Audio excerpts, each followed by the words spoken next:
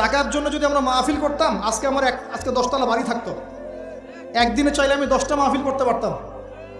টাকার জন্য যদি আমরা কাজ করতাম, দিনের কাজ, তাহলে আমার নামে শত শত বিঘা জমি থাকতো। আমি আল্লাহর বান্দা, আল্লাহর জমিনে বেঁচে আছি কারাগারের জীবনে। আমার 100 কোনো জমি নাই পৃথিবীতে এখন, 100 কোনো। আল্লাহর কসম করে বলতেছি, আমার দুইটা পরিবার ভাড়া থাকি আমরা। প্রত্যেক মাসে ভাড়ার টাকা গুনতে হয় আমাদেরকে। টাকা পয়সা দিয়ে মাহফিল কিনে নিয়েছে।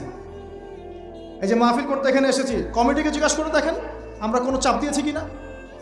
আমরা কেন বলবো যে আমাদেরকে 20 দিতে হবে, 30 দিতে হবে? কমিটি আমাদেরকে বলে ভাই কত হলে আপনি আসতে পারবেন, আপনার যাতায়াত খরচ কত হলে আপনি আসতে পারবেন। তারাই তো আমাদেরকে বলে, আমরা কেন বলতে যাব? আর তাদের যাতায়াতের কষ্ট আছে না, এই কস্টিংগুলো দেখবে না তারা? এখানে সবচেয়ে ন্যাক্কারজনক হচ্ছে যে মার খেয়েছে, যে জুলুমের শিকার হয়েছে, তাদের বিরুদ্ধে সাংবাদিকরা কলম ধরেছে। আশ্চর্য।